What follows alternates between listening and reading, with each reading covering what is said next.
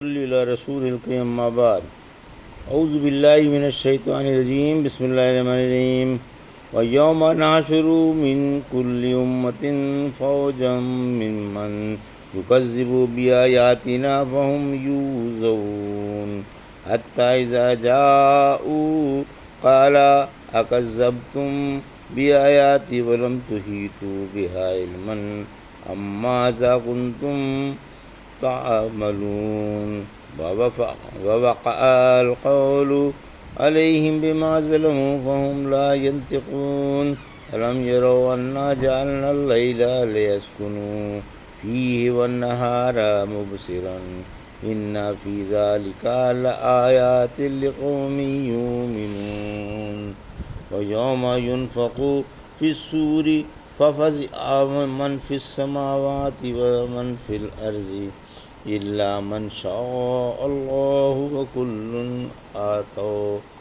آتوه داخرين وترى الجبال تحسبها جامدة وهي تمر مر السحاب صنع الله الذي أتقن كل شيء إنه خبير بما تفعلون من جاء بالحسنة فله خير منها وهم من فزع يومئذ آمنون ومن جاء بالسيئة فكبت وجوههم في النار هل تجزون إلا ما كنتم تعملون۔ ابھی آپ نے سورہ نمل کی آیت 83 سے 90 کی تلاوت سماعت فرمائی۔ ان آیتوں کا ترجمہ اور تفسیر اس طرح ہے: وَيَوْمَ نَحْشُرُ مِنْ كُلِّ أُمَّةٍ فَوَجًا مِّمَّنْ يُكَذِّبُ بِآيَاتِنَا وَهُمْ يُوزَعُونَ۔ آیت 83۔ حَتَّى إِذَا جَاءُوا قَالَ أَكَذَّبْتُمْ بِآيَاتِي وَلَمْ تُحِيطُوا بِهَا عِلْمًا أَمْ مَاذَا كُنتُمْ تعملون۔ آیت 84۔ ووقع القول علیہم بما ظلموا فهم لا ينطقون۔ آیت 85۔ الم یروا انا جعلنا اللیل لیسکنوا فیہ والنہار مبصرا ان فی ذلک لآیات لقوم یؤمنون۔ آیت 86۔ ترجمہ: اور جس دن ہم ہر قوم میں سے اس جماعت کو جو ہماری آیتیں جھٹلایا کرتی تھی جمع کریں گے، یہاں تک کہ جب وہ حاضر ہو جائیں گے تو اللہ پوچھے گا کیا تم نے میری آیتیں جھٹلائی تھیں حالانکہ تمہیں ان کا پورا علم بھی نہ تھا، اور تم کیا عمل کیا کرتے تھے، اور ان پر ان کے ظلم کی وجہ سے یہ بات پڑ جائے گی، پھر وہ کچھ بھی نہ بول سکیں گے۔ کیا انہوں نے دیکھا نہیں کہ ہم نے رات بنائی تاکہ لوگ اس میں آرام کریں اور دن کو روشنی والا بنایا، بلا شبہ یقین والوں کے لیے اس میں بڑی نشانیاں ہیں۔ یہ تھا ترجمہ سورہ نمل کی آیت 83 سے 86 کا تفسیر۔ آیت 83۔ قیامت کے دن ظالموں کا حشر۔ قیامت کے دن ظالموں کا جو اللہ کی آیتوں کو اور اس کے رسول کو جھٹلایا کرتے تھے جو حشر ہوگا اس کا بیان ہے کہ انہیں اللہ کے سامنے جمع کیا جائے گا تاکہ وہ ان سے ان کے عملوں کے بارے میں پوچھے اور انہیں دھتکارے، جس سے ان کی میدان محشر میں بے عزتی، بدنامی اور خوب رسوائی ہو۔ فرمایا وہ دن یاد کرو جس دن ہم ہر زمانے کی ہر قوم میں سے ایک ایک جماعت کو جو ہماری آیتیں جھٹلایا کرتی تھی جمع کریں گے۔ سورہ صافات کی آیت 22 سے 25 نے فرمایا ظالموں کو ان کے جوڑوں کو اور ان کے معبودوں کو جمع کرو اور انہیں جہنم کی طرف ہانک لے جاؤ اور انہیں ٹھہرا لو، ان سے باز پرس کی جائے گی کیا بات ہے کیوں ایک دوسرے کی مدد نہیں کرتے۔ سورہ تکویر کی آیت 7 نے فرمایا اور جب لوگوں کے جوڑے جوڑے ملائے جائیں گے پھر انہیں دھکے دیے جائیں گے، ڈانٹا ڈپٹا جائے گا، پہلوں کو پچھلوں پر دھکیل دیا جائے گا اور جانوروں کی طرح ہانک کر اللہ کے سامنے لایا جائے گا۔ آیت 84-85۔ یعنی جب وہ اللہ کی عدالت کے کٹہرے میں کھڑے ہوں گے تو اللہ ان سے ان کے عقیدوں اور عملوں کے بارے میں پوچھے گا، چونکہ یہ سعادت مندوں میں سے نہ تھے اور ایسے تھے جیسا کہ اللہ نے ان کی طرف بیان فرمایا ہے سورہ قیامہ کی آیت 31-32 میں، کہ نہ تصدیق کی تھی اور نہ نماز پڑھی تھی، ہاں جھٹلایا اور عمل سے منہ موڑا تھا، لہذا ان پر حجت قائم ہو جائے گی اور ان کے پاس کوئی عذر نہ ہوگا جسے پیش کر سکیں، جیسا کہ حق تعالیٰ نے سورہ مرسلات کی آیت 35-36 میں فرمایا، آج کے دن تو وہ بول بھی نہ سکیں گے اور نہ انہیں عذر بیان کرنے کی اجازت ملے گی۔ یہاں بھی یہی فرمایا، مبہوت والا جواب ہو جائیں گے، کیونکہ دنیا میں ظالم و سرکش تھے، اب عالم الغیب و شہادت کی طرف لوٹا دیے گئے، جس سے کوئی بات پوشیدہ نہیں ہے اور عالم کا ذرہ ذرہ اس کے سامنے ہے۔ آیت 86۔ اللہ ہمگیر غلبے والا ہے۔ اس آیت میں اللہ کی ہمگیر قدرت و بلند شان اور عظیم غلبے کی طرف اشارہ ہے کہ جس میں ایسے کمالات ہوں، اس کی اطاعت، اس کے احکام کی تعمیل اور اس کے رسولوں کی تصدیق لازم ہے۔ چنانچہ فرمایا کہ ہم نے رات آرام کے لیے بنائی کہ لوگ اس کے اندھیرے میں آرام سے سو جائیں، چلنا پھرنا بند ہو جائے اور دن کی تھکن دور ہو جائے۔ پھر فرمایا کہ دن روشن بنایا تاکہ روشنی میں کام کاج آسانی سے انجام پائے، لوگ روزگار ڈھونڈیں، سفر کریں، تجارت و زراعت کریں اور تمام ضرورتیں پوری کریں۔ پھر فرمایا کہ ایمان و یقین والوں کے لیے اس میں بڑی بڑی نشانیاں ہیں۔ وَيَوْمَ يُنفَخُ فِي الصُّورِ فَفَزِعَ مَنْ فِي السَّمَاوَاتِ وَمَنْ فِي الْأَرْضِ إِلَّا مَنْ شَاءَ اللَّهُ وَكُلٌّ آتَوْهُ دَاخِرِينَ۔ آیت 87۔ وَتَرَى الْجِبَالَ تَحْسَبُهَا جَامِدَةً وَهِيَ تَمُرُّ مَرَّ السَّحَابِ صُنْعَ اللَّهِ الَّذِي أَتْقَنَ كُلَّ شَيْءٍ إِنَّهُ خَبِيرٌ بِمَا تَفْعَلُونَ۔ آیت 88۔ وَمَنْ جَاءَ بِالْحَسَنَةِ فَلَهُ خَيْرٌ مِّنْهَا وَهُمْ مِنْ فَزَعٍ يَوْمَئِذٍ آمِنُونَ۔ آیت 89۔ وَمَنْ جَاءَ بِالسَّيِّئَةِ فَكُبَّتْ وُجُوهُهُمْ فِي النَّارِ هَلْ تُجْزَوْنَ إِلَّا مَا كُنْتُمْ تَعْمَلُونَ۔ آیت 90۔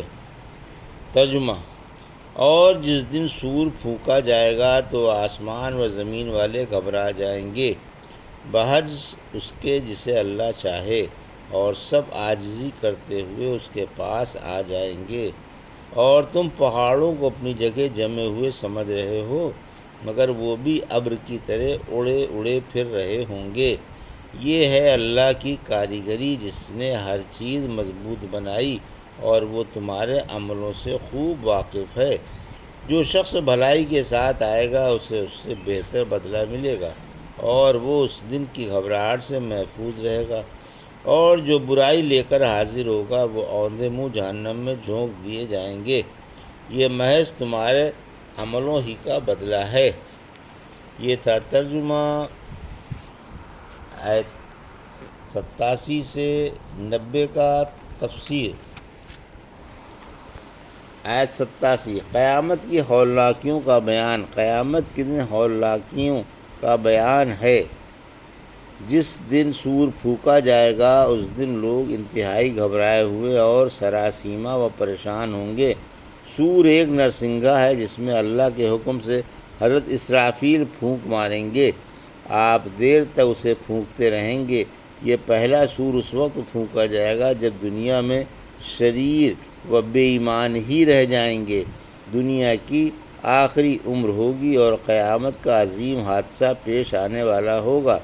سور کی آواز سے تمام لوگ گھبرا اٹھیں گے اور آسمان و زمین والے سب ہی پریشان ہو جائیں گے مگر جنہیں اللہ محفوظ رکھے گا۔ رکھے اللہ کی راہ کے شہیدوں کو یہ سعادت نصیب ہوگی کہ وہ سور کی آواز سے نہیں گھبرائیں گے، کیونکہ شہید اپنے رب کے نزدیک زندہ ہیں اور انہیں روزی پہنچائی جاتی ہے۔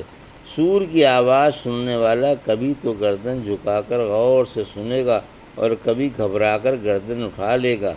سور کی آواز سب سے پہلے وہ سنے گا جو اپنے اونٹ کا حوض ٹھیک کر رہا ہوگا۔ اس کی آواز سے سب بے ہوش ہو جائیں گے، پھر اللہ اوس کی طرح مہ برسائے گا جس سے لوگوں کے جسم زمین کے اندر ہی اندر تیار ہو جائیں گے۔ پھر دوسرا سور پھونکا جائے گا اور فوراً تمام مردے اٹھ کھڑے ہوں گے اور دیکھ رہے ہوں گے۔ پھر اعلان ہوگا، لوگو اپنے رب کے پاس چلو، فرشتوں انہیں ٹھہرا لو، ان سے باز پرس ہوگی۔ پھر حکم ہوگا کہ آگ میں جانے والوں کو الگ کر لو، پوچھا جائے گا کتنوں میں سے کتنے؟ حکم ہوگا فی 1999۔ یہی وہ دن ہوگا جو بچوں کو بوڑھا کر دے گا۔ اس دن رب اپنی پنڈلی کی تجلی فرمائے گا۔ پہلا سور گھبرا دینے والا ہوگا، دوسرا موت کا اور تیسرا زندگی بعد الموت کا، جب لوگ قبروں سے اٹھ کر رب العالمین کے سامنے کھڑے ہوں گے۔ پھر فرمایا اس روز ہر شخص اللہ کے سامنے اس کا امتی بن کر غلامانہ حیثیت میں حاضر ہوگا، اور آج اس کا حکم ٹالنے کی کسی کو جرأت نہ ہوگی۔ جس دن اللہ تمہیں آواز دے گا تو تم اس کی آواز پر اس کی تعریفیں کرتے ہوئے لبیک کہو گے اور سمجھ رہے ہوگے کہ دنیا میں تھوڑی ہی دیر ٹھہرے ہیں۔ سور والی حدیث میں ہے کہ تیسرا سور پھونکے جانے سے پہلے اللہ کے حکم سے تمام روحیں سور کے سوراخوں میں رکھ دی جائیں گی۔ پھر جب اپنی اپنی قبروں میں جسم تیار ہو چکے ہوں گے تو حضرت اسرافیل سور پھونکیں گے۔ سور پھونکتے ہی سب کی روحیں نکل پڑیں گی۔ مومنوں کی روحیں نورانی اور کافروں کی تاریک ہوں گی۔ حق تعالیٰ اپنی عزت و جلال کی قسم کھا کر حکم فرمائے گا کہ ہر روح اپنے اپنے جسم میں لوٹ جائے، چنانچہ روحیں اپنے اپنے جسم میں اس طرح رینگیں گی جیسے کسی ڈسے ہوئے جسم میں زہر سرایت کرتا جاتا ہے۔ پھر مردے اپنی اپنی قبروں سے مٹی جھاڑتے ہوئے اٹھ کھڑے ہوں گے۔ سورہ معارج کی آیت 43-44 میں فرمایا، جب مردے اپنی اپنی قبروں سے تیزی سے نکلیں گے جیسے اپنی عبادت گاہوں کی طرف دوڑے جاتے ہوں، آنکھیں جھکی ہوں گی، ذلت چھا رہی ہوگی، یہی وہ دن ہے جس کا وعدہ تھا۔ آیت 88، یعنی پہاڑ اپنی جگہ چھوڑ کر فضا میں ابر کی طرح اڑیں گے۔ جس دن آسمان کانپنے لگے گا اور پہاڑ اڑے اڑے پھریں گے۔ سورہ طٰہٰ کی آیت 105 میں فرمایا، لوگ آپ سے پہاڑوں کے بارے میں پوچھتے ہیں، آپ فرما دیں انہیں میرا رب ذروں کی طرح اڑا دے گا۔ پھر فرمایا کہ یہ اللہ کی کاریگری ہے جس نے اپنی عظیم قدرت سے ہر چیز مضبوط، عمدہ، خوبصورت اور اچھی بنائی اور اس میں عجیب عجیب حکمتیں رکھیں۔ اللہ بندوں کی ہر بھلائی برائی سے واقف ہے اور انہیں ان کے عملوں کا پورا پورا بدلہ دے گا۔ آیت 89، سعید و شقی کا بیان۔ خوش نصیبوں اور بد نصیبوں کا بیان ہے کہ جو اخلاص و توحید کے ساتھ نیکیاں لے کر آئے گا اسے اس کی نیکیوں سے بڑھ کر اجر ملے گا، جیسا کہ دوسری آیت میں صراحت آ گئی۔ سورہ انعام کی آیت 160 میں، یعنی ایک نیکی کا اجر کم سے کم 10 گنا ملے گا، اور نیک اس دن کی گھبراہٹ سے بھی سلامت رہیں گے۔ سورہ انبیاء کی آیت 103 میں فرمایا، انہیں بڑی گھبراہٹ بھی پریشان نہ کرے گی اور فرشتے ان کا خیر مقدم کریں گے۔ سورہ فصلت کی آیت 40 میں فرمایا، کیا پھر جو آگ میں جھونک دیا جائے وہ بہتر ہے یا وہ جو قیامت کے دن امن و عافیت سے رہے؟ سورہ سبا کی آیت 37 میں فرمایا، اور وہ جنت کے بالا خانوں میں امن و امان سے ہوں گے۔ آیت 90، یعنی جو برائیاں لے کر آئیں گے انہیں اوندھے منہ جہنم میں ڈال دیا جائے گا، یعنی جو برائیاں لے کر اللہ سے ملیں گے اور ان کے پاس کوئی بھی نیکی نہ ہوگی یا ان کی برائیوں کا پلہ نیکیوں کے پلڑے پر بھاری ہو جائے گا، انہیں ذلیل کر کے اوندھے منہ جہنم میں ڈال دیا جائے گا۔ پھر فرمایا، یہ صرف تمہارے عملوں کا بدلہ ہوگا۔ یہاں سیاح سے مراد شرک ہے۔ یاد رکھو سب سے بڑی نیکی توحید ہے اور سب سے بڑی بدی شرک ہے۔ یہ تھا سورہ نمل کی آیت 83 سے 90 کا ترجمہ اور تفسیر جو بھی آپ نے سماعت فرمائی۔ بارک اللہ لی و لکم فی القرآن الحکیم و نفعنی وایاکم بآیات الذکر الحکیم۔